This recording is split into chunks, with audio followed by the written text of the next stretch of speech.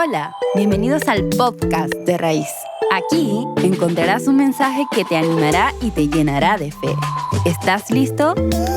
Bien, vamos con nuestra serie que estamos viendo en Raíz, que se llama La oportunidad de la adversidad. ¿Sí? Esto además lo compartimos con todos nuestros amigos del canal de Spotify. Les mandamos un gran abrazo.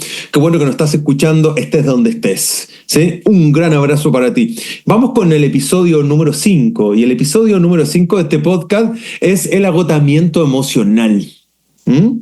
El agotamiento emocional. Y nuestra serie se llama La oportunidad de la adversidad. Para nuestros amigos que están escuchando el podcast de Raíz en este episodio 5, este episodio se da en el contexto también de nuestros grupos pequeños de Raíz. Y hay unas preguntas que en nuestros grupos pequeños desarrollamos o nos llevas a conectar con la conversación. Y atento, amigos, con estas preguntas. ¿De qué manera las emociones determinan las conductas de tu vida? Una pregunta para ti hoy. Emocionalmente, ¿cómo te sientes hoy?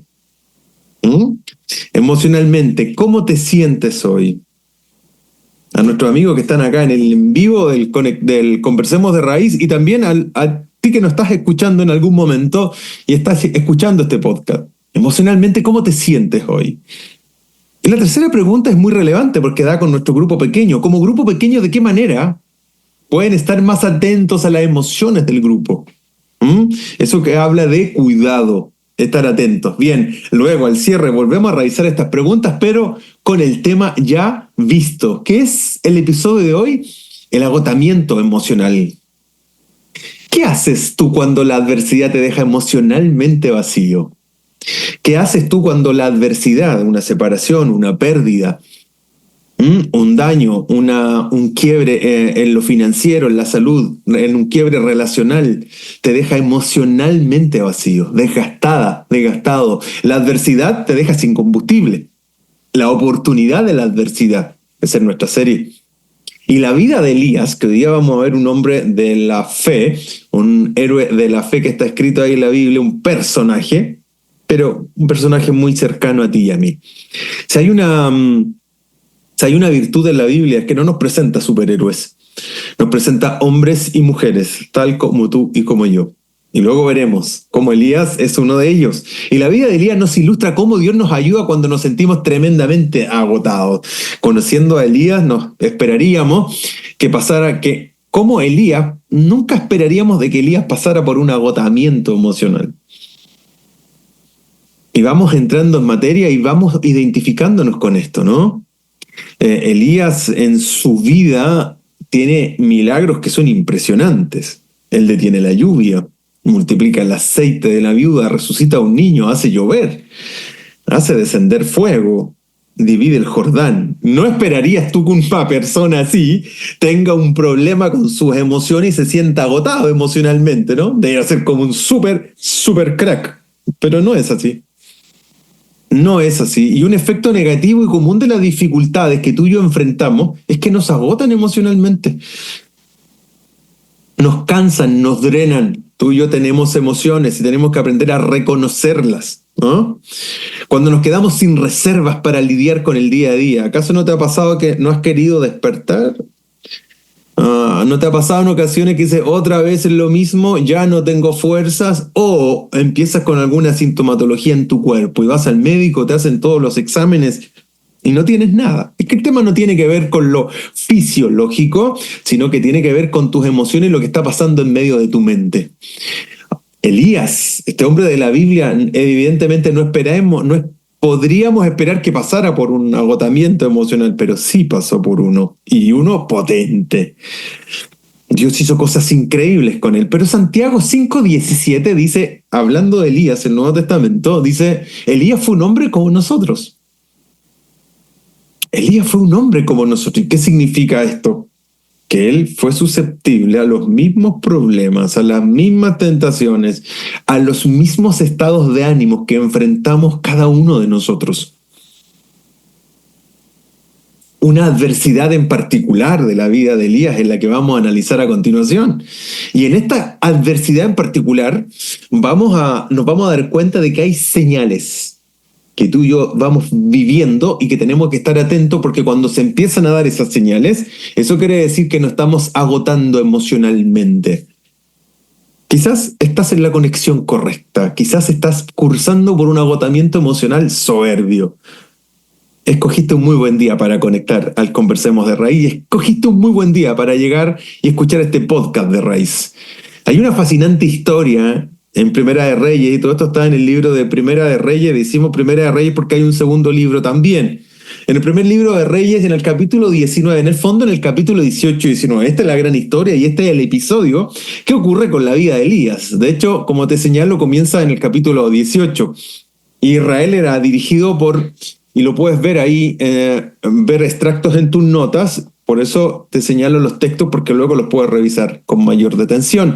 En el capítulo 18 nace la historia, digamos, para hacer un poco de contexto, más que nace la historia, hagamos un poco de contexto para cada uno de nosotros. La situación es compleja. ¿Quiénes gobiernan Israel? Acab y su esposa Jezabel, la dupla de oro, ¿no?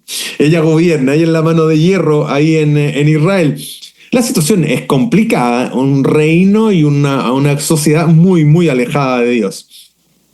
Eran brutalmente idólatras, ¿no? La religión de ellos, sus dioses, era Baal, y solo en ese contexto eran brutales en cuanto a su culto. Ellos asesinaban niños, mataban niños y lo ofrecían en sacrificio a Dios, a su Dios, ¿no? En ese contexto aparece Elías y va a hablar con Acab, le dice, ¿saben qué?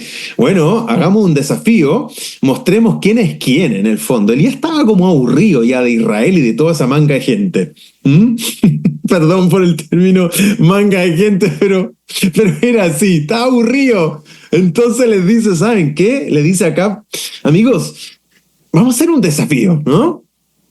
¿Hasta cuándo ustedes, le dice al rey y a toda la gente, hasta cuándo ustedes van a andar entre dos opiniones? Que sí estamos con Baal, no con el Dios de Israel, de Abraham, de Isaac, de Jacob. ¿Saben qué? Decídanse una vez por todas. Y vamos a hacer un desafío. El que responda, el Dios que responda, ese es el Dios. Vamos a tener un concurso de dioses. Y Elías echa a pelear a los dioses, ¿no? ¿Y quién eran los dioses que se iban a enfrentar? En este rincón tenemos a Baal y en este otro rincón el Dios del cielo, el Dios del universo. Elías va confiadísimo y se enfrenta ni más ni menos que a 450 tipos, 450 profetas, era el Dios Baal. O sea, 1 contra 450. No está buena la cosa ahí, ¿no? Pero tú y Dios eres mayoría y no necesitas más. No necesitas más. Muchas veces queremos visiblemente tener más fuerza, más recursos y un montón de cosas. Con Dios siempre menos es más, porque tienes a Dios. Elías contra 450. Entonces los profetas, ¿cuál era el desafío? Tenían que tomar un animal de aquel entonces, ¿cierto? Un toro, un buey, partirlo en trozos, ponerlo sobre un altar, sobre piedras. Ese era el contexto, ¿no? Esos eran los sacrificios, se sacrificaban animales. Y luego el Dios que respondiera con fuego, que consumiera todo esto, ese era el Dios. Entonces Elías les dice, háganlo, jueguen. Y estos 400 tipos toda la mañana pusieron un buey, lo descuartizaron, lo pusieron sobre el altar, pusieron ramas y estaban esperando ¿qué cosa? Que Baal respondiera con fuego. Ese era el desafío. ¿Sí? Pasó toda la mañana, chicos. Y los 450 tipos dando vueltas, haciéndose cortes en su cuerpo, gritando, saltando en un pie, hablando un montón de tonteras, pero parece que Baal andaba en el baño. Es que no lo digo yo, lo dice Elías, porque Elías le dice, oye, ¿por qué no hablan más fuerte? En una de esas fue al baño, ahí está haciendo su necesidad y no le escucha. Elías se mofaba de ello. Es un crack en este momento, Elías. Dice, oye, a lo mejor está sordo, grítele más fuerte. Y todos los otros tipos, toda la mañana, ¿pueden imaginarse el cuadro? Toda la mañana haciendo escándalo, no pasaba nada, listo, pasó su hora. Después viene el desafío de Elías. Ya era en la tarde. Entonces dijo, ok, ahora es mi turno. Hagamos lo que nos convoca. Y le voy a pedir al Dios del cielo que mande fuego. Pero antes de pedirle a mi Dios que mande fuego, quiero que mojen todo. No. Quiero que mojen todo. ¿Te das cuenta que cuando tú sabes el Dios que tienes, no hay imposible delante de ti? Te puedes lanzar a hacer cuestiones increíbles. Cuando sabes el Dios que tienes. Cuando sabes que el que te respalda es el cielo, tú dices, tú y quién más. Elías conoce muy bien quién es su Dios, ¿no? Dice, mójenlo. Pero no solo mójenlo, chiquillo. Le tira como más de 15 litros de agua y hace un charco al borde del sacrificio de donde habían puesto este animal y la madera. Hicieron como una zanja. La zanja se llenó de agua. Bien. Esto es lo que vamos a hacer. Y aquí entramos a 1 Reyes 18:36. Ese es el contexto. Luego tú lo lees en detalle. A la hora que solía hacerse el sacrificio vespertino, el profeta Elías caminó hacia el altar y oró. Oh Señor, Dios de Abraham, de Isaac y de Jacob, demuestra hoy que tú eres Dios en Israel y que yo soy tu siervo. Demuestra que yo he hecho todo esto, atención, por orden tuya. Oh Señor, respóndeme. Respóndeme para que este pueblo sepa que tú, oh Señor, eres Dios y que tú los has hecho volver a ti. Al instante, esto ha sido impresionante, al instante el fuego del Señor cayó desde el cielo y consumió el toro, la leña, las piedras y el polvo, hasta lamió toda el agua de la zanja. Esa cuestión quedó ¡pum! ¿Podemos imaginarnos eso? La gente estaba asombrada, comenzaron a adorar a Dios, obvio, ¿no? Después de semejante milagro, ¿quién no? Levantaron sus manos y dijeron, Dios, usted, aquí está. Ellos son los falsos profetas, Elías, el profeta del Dios de Israel, etcétera, etcétera, y hubo un avivamiento espiritual enorme. Claro, a todos los profetas los llevan a un sector y Elías saca el cuchillo y vamos cortando cabeza, hermano, y toda la gente. Mataron a los 450 profetas de Baal. Ese fue un día intenso, hasta aquí. ¿Quién es Elías? Es un hombre gigante, ¿no? Es un hombre que ora y hace caer fuego del cielo, que Dios le escucha, que está en completa conexión con Dios y con todo el ejército del cielo. Pero claro, por cada cima de montaña hay un valle. Por cada cima de montaña, siempre, amigos, siempre hay un valle. Y en la siguiente escena, en el capítulo 19, algo pasa entre el capítulo 18, que es grandioso, que es impresionante, que es imponente. Podemos imaginar ver que caiga fuego del cielo de una manera instantánea. Los tipos perdieron toda una mañana hablándole a un Dios que supuestamente tiene oídos, pero no oye, que tiene ojos y no ve. Toda la mañana, pero Elías clama al Dios que tiene oídos y escucha, a un Dios que tiene ojos y ve que era su Dios, y inmediatamente, eso es impresionante. Pero en el capítulo 19 pasa algo, porque Acab se va a la casa y le dice a la reina Jezabel, ¿sabes lo que hizo Elías? Y ahí algo ocurre. Primera de Reyes, el versículo 19. Vamos al capítulo 19, del 1 al 5, el versículo 10. Están las notas. Acab contó a Jezabel todo lo que Elías había hecho y cómo había matado a todos los profetas a filo de espada. Entonces Jezabel envió un mensajero a Elías. Mira la amenaza acá, ¿no? Que los dioses me castiguen sin piedad si mañana a esta hora no te he quitado la vida como tú se la quitaste a Ayub. ¿Por qué no lo mandó a matar al tiro? ¿Por qué le manda un mensajero? Podía haber mandado a alguien a matarlo al tiro, ¿no? Pero le manda un mensajero. Elías se asustó y huyó para ponerse a salvo. Bien. Oye, ¿con quién te identificas más? ¿Con el Elías que hace caer fuego del cielo o con este Elías que se asusta y huye para ponerse a salvo? Creo que me identifico más con este otro. ¿Qué quieres que te diga? Elías se asustó y huyó para ponerse a salvo. Pero ¿cómo, viejo? Hace un rato atrás haces caer fuego del cielo y ahora porque una mujer te manda una amenaza, te asustas. Dice, cuando llega a Berseba de Judá, dejó allí a su criado, caminó un día por el desierto. O sea, tenía miedo, ¿no? Pero te voy a decir que tiene aún más miedo, pon atención. Llegó donde había un arbusto de retama y se sentó a su sombra con ganas de morirse. Estoy harto, Señor, protestó. Quítame la vida porque no soy mejor que mis antepasados. Atención, ¿qué pasó ahí? ¿Qué pasa con el tanque emocional de Elías? ¿Qué pasa con las emociones de Elías? Pero es como que tú y yo le dijéramos, pero Elías, ¿y qué onda? Hace un rato, eras un crack y ahora arrancas. Es que las emociones son así. ¿O no te ha pasado que en ocasiones estás allá arriba y andás caminando por el techo? Y después, en el submundo de la vida, me quiero morirme. Me quiero morirme. Estoy bromeando, digo, ¿no? Me quiero morir.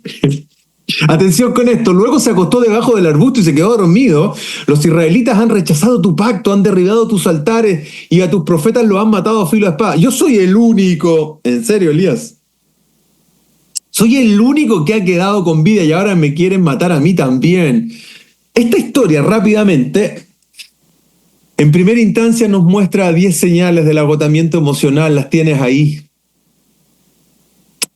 A los hombres y mujeres de Dios también les pasa. También les pasa. En algún momento, yo no sé de dónde, como que la emoción y los sentimientos no son parte de la vida cristiana y como que se obvió, se reprimió y se negó esa realidad de la persona, absurdamente. Entonces, si tú decías que no estabas bien emocionalmente, decían, usted algún pecado tendrá o algún pecado hizo. Qué tontera, ¿no? Eso es ignorancia. Porque tú y yo pasamos por momentos así, momentos de la cima, pero también momentos del valle donde ni siquiera queremos orar, donde nuestra fe está quebrantada, está quebrada. Bien, veamos las señales. Yo quiero pasar por las señales para ver las 3 cosas que Dios hace con Elías y lo levanta. Lo primero, atención con esto porque son señales que pueden estar hablando de que emocionalmente tú y yo estamos agotados. Y lo primero que se da cuando estoy emocionalmente débil es lo siguiente: el miedo se cuela en mi vida. Lo tienes ahí. Empieza a volverte más temeroso. La Biblia dice Elías que tuvo miedo, pero si recién estaba viendo un momento glorioso, sí da lo mismo. No deja de ser un hombre, como dice Santiago, sujeto a pasiones, igual que las nuestras. Cuando el miedo llega a tu vida es porque tu tanque emocional se está vaciando.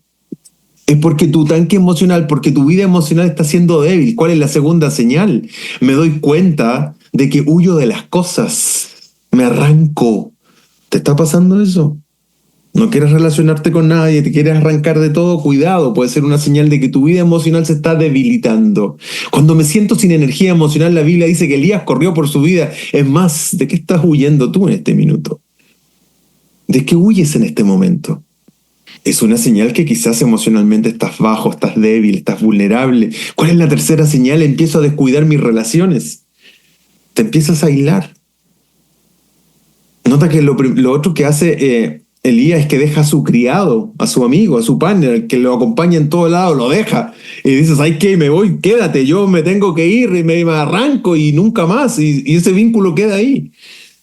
Era un hombre que había estado con él toda la vida. ¿Te estás alejando de alguna relación? ¿Te estás alejando de alguien?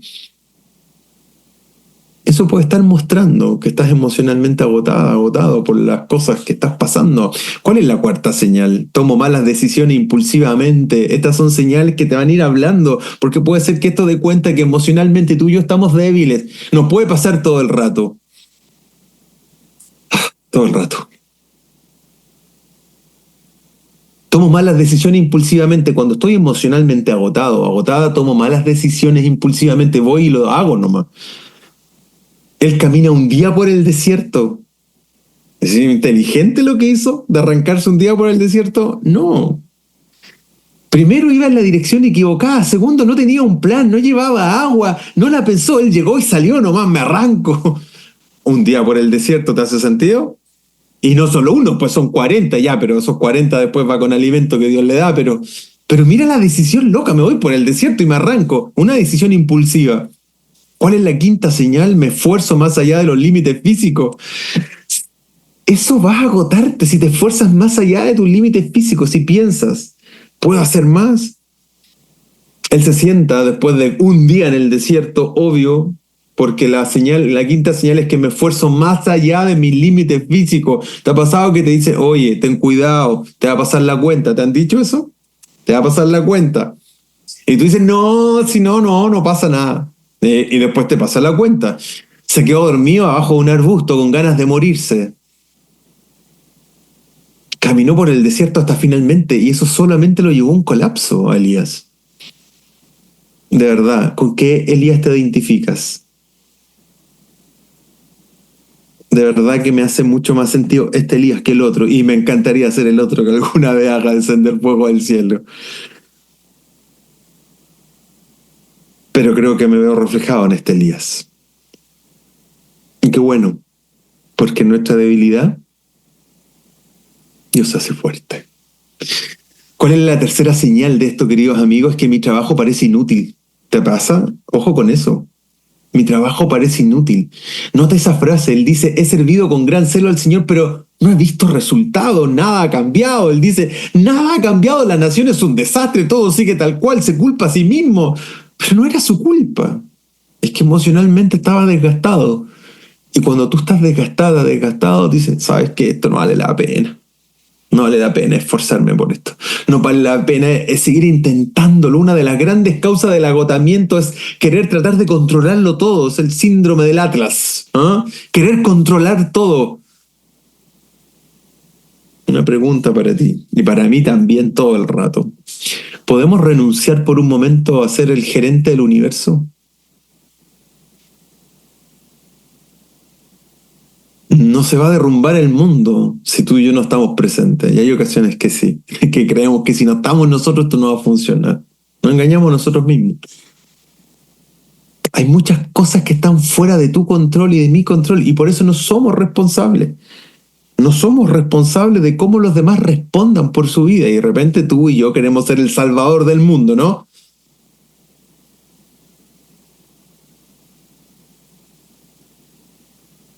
Mi trabajo parece inútil. La sexta señal de que la vida emocional de Elías estaba desgastándose. La séptima señal es que me quejo y quiero rendirme. Quiero rendirme y renunciar. Eso hizo Elías. Noten que dice, estoy harto, Señor. Es como, Dios mío, hasta aquí. Estoy hasta acá, más arriba de la coronilla. Quiero tirar la toalla. Estoy listo para saltar al precipicio. ¿Te has sentido así alguna vez? Yo creo que sí, yo también. Es que cuando nuestra vida emocional está baja, perdemos la visión, renunciamos al futuro, al diablo con las metas. Queremos rendirnos. Ya no nos importa nada. Elías dijo, ¿sabes qué? No vale la pena. Estoy listo para tirar la toalla, pero ese era un señal de que emocionalmente estaba drenado. ¿Cuál es la octava señal? Me siento sola, me siento solo, me siento atacado. Me siento aislado, me siento solo, me siento atacado. Nota la frase que usa Elías, yo soy el único que queda con vida. Él se autocompadece, soy el único que queda y quieren matarme, vienen por mí. Por eso irracionalmente arranca un día de a pie, obvio, por el desierto, pero después no uno, después se pegan 40 días, viejo. Se arrancó 120 kilómetros para que Jezabel, por la amenaza, no lo matara. ¿Podemos entender eso? Se lo caminó todo, 120 kilómetros. Elías estaba exagerando el problema. Es que cuando estamos emocionalmente débiles, hacemos eso. Exageramos todo. Exageramos todo. ¿Qué le responde Dios a Elías en Reyes 19-18? Elías, no exageres. Si no eres el único. Yo me preservé a 7,000 israelitas que no se han arrodillado ante Baal, ni lo han besado, ni se han puesto a adorar. Pero Elías está débil emocionalmente, entonces soy el único que queda, me siento solo, me siento atacado. ¿Cuál es la novena señal de esto? Hasta aquí, ¿cómo van las señales? ¿Te identificas con alguna? Porque si es así, emocionalmente podemos estar cansados y débiles. La novena señal es que me comparo con otro y me siento mal conmigo mismo. Lo peor que tú y yo podemos hacer es mirar para el lado y compararnos. Es para comparar nada, amigos. La Biblia dice que cada vez que tú te comparas con otras personas, pierde. La Biblia nos dice que no nos comparemos con los demás y Elías dice, pues yo no soy mejor que mis antepasados, y desprecia su propio valor. No, yo no sirvo para esto, en otras palabras dirá Elías, ¿no?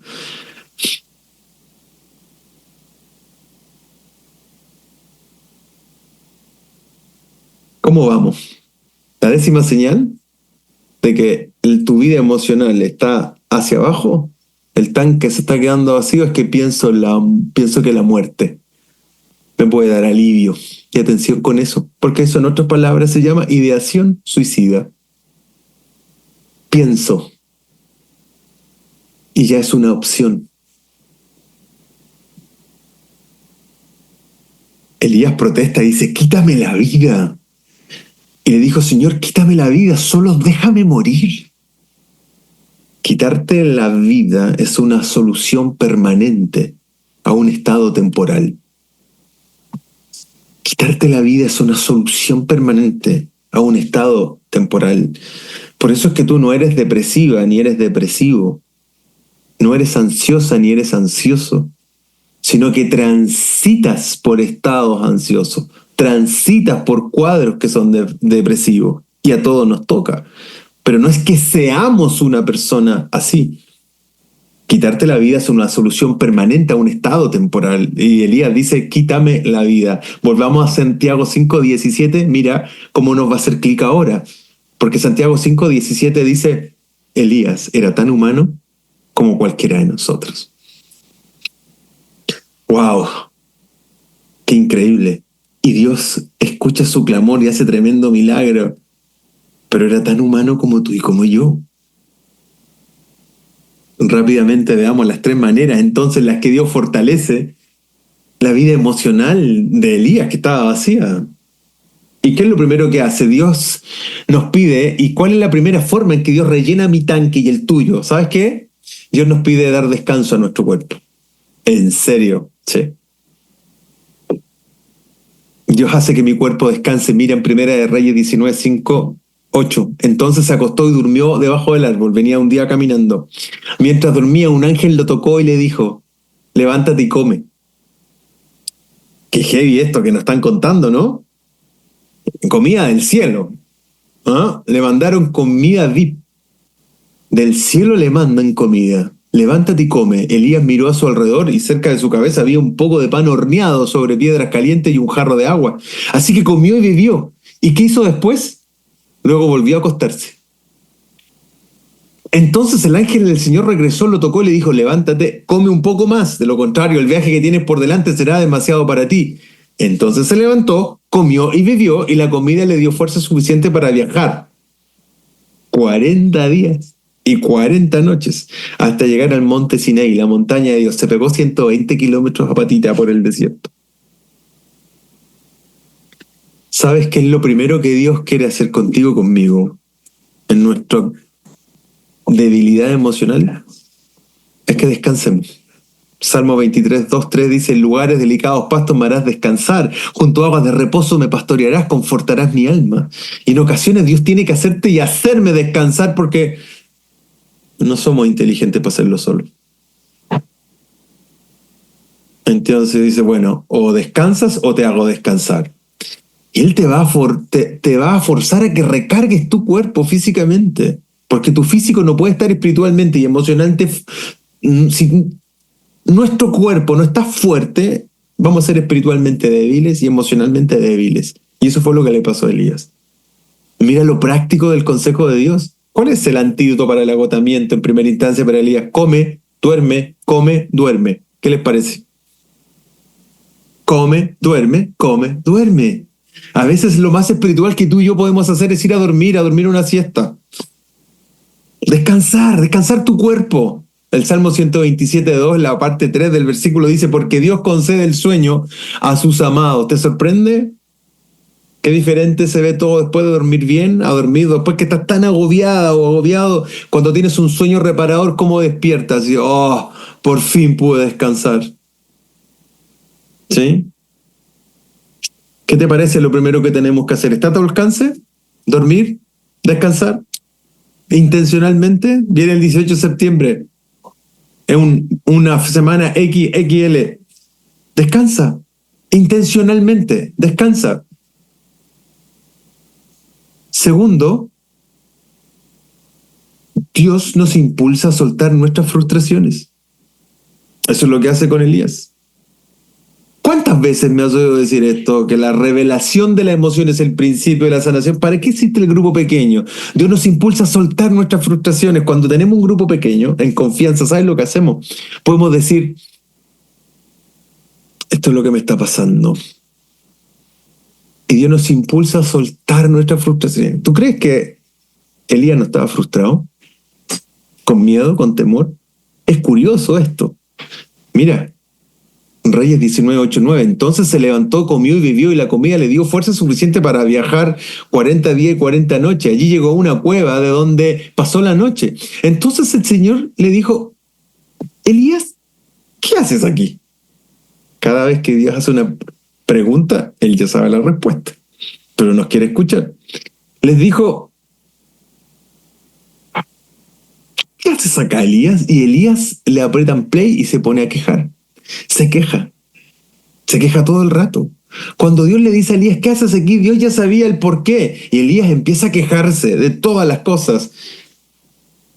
Se empieza a desahogar, se empieza a liberar la tensión, empieza a liberar su emoción, empieza a liberar la frustración de todo lo que le estaba pasando. No te comprimas, no te guardes las cosas, te vas a hacer un daño por dentro, vas a implosionar por dentro.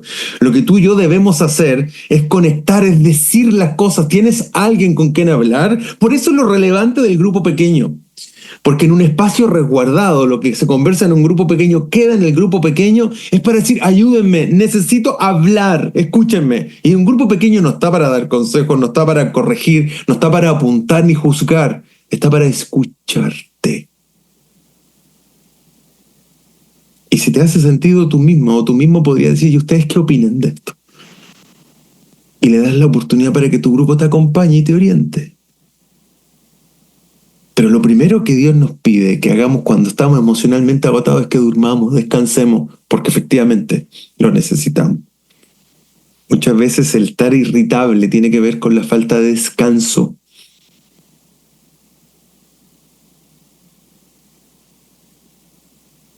¿Estamos durmiendo lo suficiente? Ay, ¿qué nos cuesta? Yo no tengo ese hábito de dormir las horas que corresponden. Me cuesta muchísimo. ¿Y sabes por qué? Porque yo digo, no, tengo mucho que hacer, entonces necesito estas horas para avanzar. Me pasa la cuenta. Por eso me identifico más con este Elías. Y me impresiona el otro Elías. Pero este me impresiona su realidad, porque creo que en más de algún momento también he querido decir, ¿sabes qué? Para con esto, de verdad.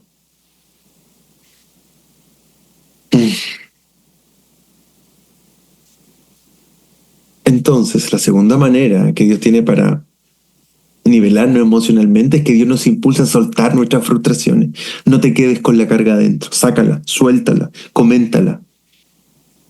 Si no es con todo el grupo pequeño, con alguien de tu grupo pequeño, dile, ¿sabes? Te puedo contar algo, simplemente escúchame.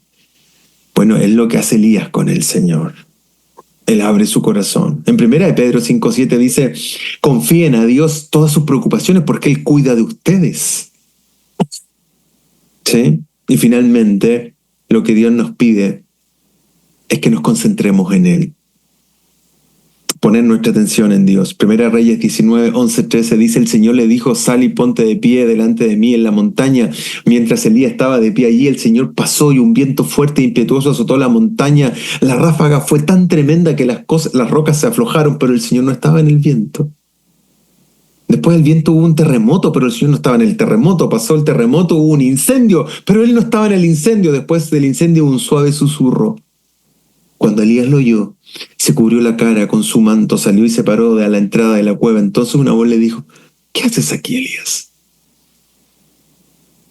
¿Qué haces aquí, Elías? Y en el fondo hizo todo un espectáculo Dios para decirle, ponme atención, Elías, concéntrate en mí. Concéntrate en mí. En medio de tu aflicción, de tu frustración, ponme atención.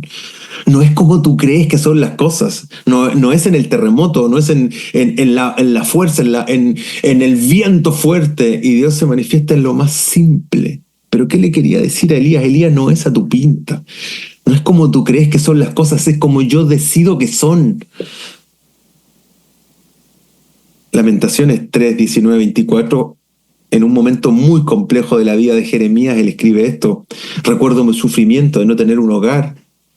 Siempre tengo presente este terrible tiempo mientras me lamento por la pérdida. No obstante, aún me atrevo a tener esperanza cuando recuerdo lo siguiente. Esto es lo que tú y yo debemos recordar, ¿no? Focalizar, concentrarnos en el Señor. El fiel amor del Señor nunca se acaba. Sus misericordias jamás terminan. Quizás este texto deberás grabarlo y escribirlo. Y yo también, por supuesto, porque en más de una ocasión necesito entender esto y volver a concentrarme en esto. ¿En qué?